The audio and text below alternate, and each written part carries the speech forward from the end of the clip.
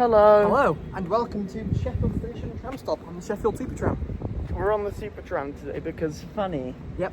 This was literally a last minute decision by me to. Yeah. This video is literally filmed 1 minute away from when our train is coming. Yeah.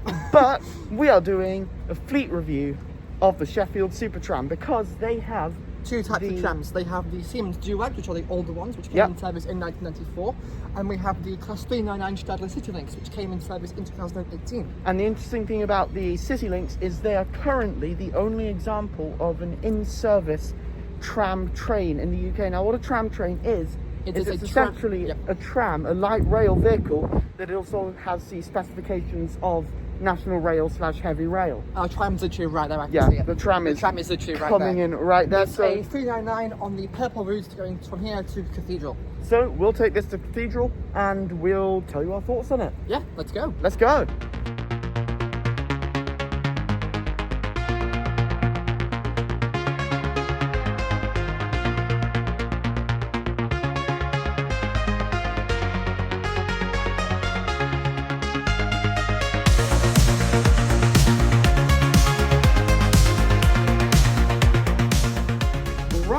Welcome on board the Citylink.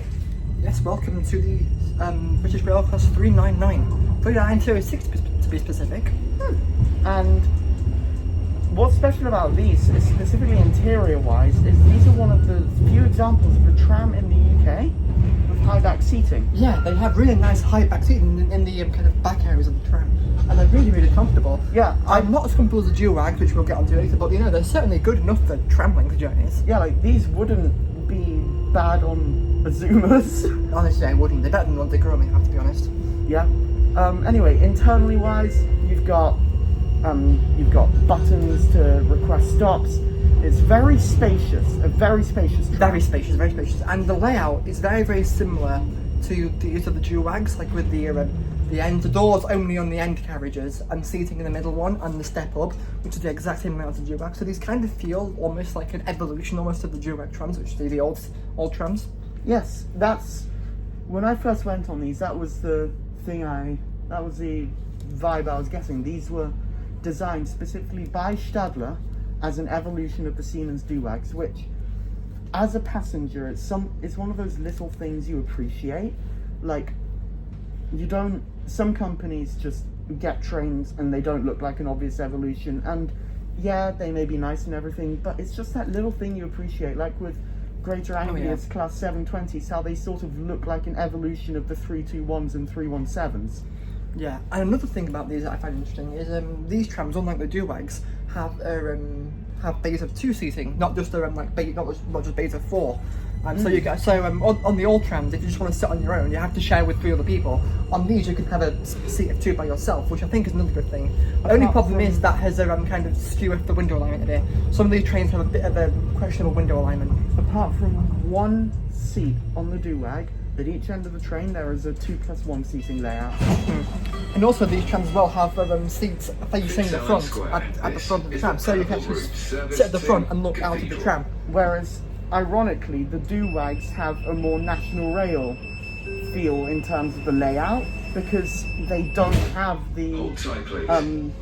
because these have more of a tram feel for the layout with a seat facing the front. The Duags have more of a National Rail feel with the seat closest to the front facing away from the front.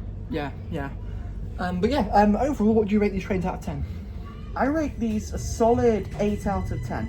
They're very nice, very spacious, and the only complaint I have is they can be a bit rough. They can. It's like going around points, they can be a bit rough and a bit jaggery, which from a Stadler train is, pretty myth. You'd think Stadlers would be nice and smooth, like the 777s or the Flirts. They're normally pretty smooth, but these these are older, I believe, than the Flirts and the 777s. These came in service in 2018. These were, I believe, the first Stadler trains put into service in the UK. They were, yes. And they're a very strong first train. They're very good. They are, yes. The only complaint is the ride quality, which can be bad, especially when compared to the Duags. Yes, which we'll get onto later. But yeah, overall, I like these trains. I like trains, trams, 399s, same thing. we'll take this to Cathedral and then we'll get on a Duag to Malin Bridge. Off to Malin Bridge. Let's go. Let's go.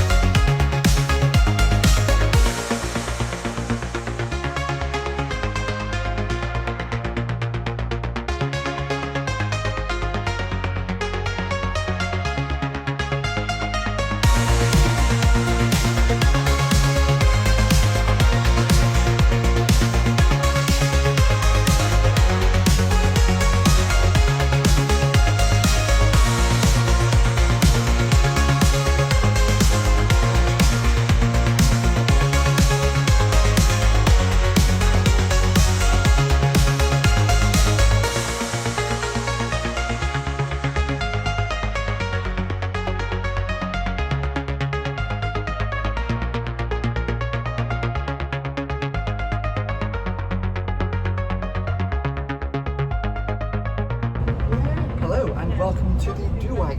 Yes, this is the Siemens Duag. These are the original trams. There is abundant trams in the network. We've got 24 of these, and they were entered service in 1994 when the system opened. So, I'll talk about the seating layout here, because as you can see, we are facing away from the direction of travel, and we are literally the last seat. As I mentioned, this is just like National Rail. So, ironically, the trains that run on National Rail do not have a normal National Rail spec seating layout, whereas the trains that don't run on National Rail do. Yeah, it's a weird one. So it's a weird one, isn't it? And these trams all have basic 4 seating, so they're all in 4x4x4. So if you're just travelling on your own, you might end up having to share a seat with 3 people. Apart from, as I mentioned, in these front coaches, there's a 2+1 section, and there's a priority seat over there that is also a seat of 1. Yeah, there is. But they're very, very limited compared to what there is on the city lanes. But these definitely feel older though, don't they? They definitely feel like they're from the 1990s. These feel like they're a weird mix between a PET and a Mark 1 DMU. It's a way to go about it. Like, the seating is very much like a Mark 1 DMU, but the interior layout is very much like a PET. Or really, it feels like a DLR train, which they're very similar to. Yeah, and talking to the seats, they are very, very comfortable. I feel like I'm sat on the sofa, and we're on one of the versions. We took the seat maker here. This is one of the new ones that is being reupholstered and redone. So these have like the brand new padding and the backs and the fronts, and they really, really are comfortable. Yeah, I could sit on these for hours. Yeah, these are just lovely trains to be on. They've got to be the comfiest tram seats in the UK by far. Oh, by far, yeah. These are lovely trams to be on. Oh yeah. And they're very much considerably considerably smoother than the City Links. Oh yeah, they are. Like, we're going under a tunnel now, and it's very, very much smooth. You can't feel anything. You can't hear too much. They're beautiful. They really, really are nice. And these are the trams I grew up with. I've lived in the area for all my life, and I remember riding them as a child. So these are my child trams, and this is what I remember. So yeah, I do have a bit of nostalgia still spot for these as well. But they are also just generally really, really good. Probably one of the best trams in the UK by far and away. Interior-wise, they do definitely feel. They feel dated, and they don't feel as spacious and open as the City Links, but they have a very similar number of seats, and they do still, like, although they don't feel as spacious and open, they do still feel very spacious and open. And yeah, they're just a very pleasant tram to be on. Oh, they are. They really, really are. I really do like them. So yeah, what would you give these out of 10? 9 out of 10. 9. Where's the one mark missing? The one mark missing is in this, the only complaint I have about these trams, and it's a very minor thing, and that's the one thing the City Links have over it. With the City Links you can press the open door button before the train gets to the station. These you don't. So you have, it's just a bit more hassle to get out of the train. So that's the only markdown. Really it should be like, these are a 9.5 out of 10. These are just lovely trains to be on. They are. And on what we're saying about the buttons, normally you're just stabbing the buttons on the doors, just waiting for it to light up and then press, and then the doors go to slot on the City Links. I like with other tram systems like Manchester, and I think like Croydon and Birmingham the same thing, where you can push the button before, and even the 77s have it as well. Push the button before, and the train will over automatically when the tram gets to a stop. But apart from that, but I think that's just the fact that it's an old tram. Yeah. Most old trams you couldn't do that. The old T66 in Manchester you couldn't do that. I believe the old T69 in Birmingham you couldn't do that as well. So I think it's just a thing with old trams. The only other complaint I have, which again the City Links win this, is the aircon is either not present or very, very, very much not on. It's not present. It didn't have aircon. All these trams have is an opening in the window. Which obviously these are old, so it's to be expected. But yeah, still, it's just nicer to be on an aircon tram. It is, yeah. But otherwise, these are lovely. They are. They're really nice. Anyway, so where are we taking this to? And we're going to take this all the way up to Hillsborough. Hillsborough, and that's because I want to get some alcohol. Yes, so Mills Morrison's. So we'll be taking this to Hillsborough, and then we're going off to film another video. Yep. But if you're seeing this, you'll have filmed 3 videos in this trip. So yeah. Yeah, productive day. Productive. You can't diss the transport trip for not being productive and not being yeah. Yeah, anyway, this has been a 5-minute long take, so I think I'm going to turn the camera off. We'll give our final thoughts when we're at Hillsborough, and yes, enjoy the ride. Enjoy the ride. We certainly will. What was that? It's like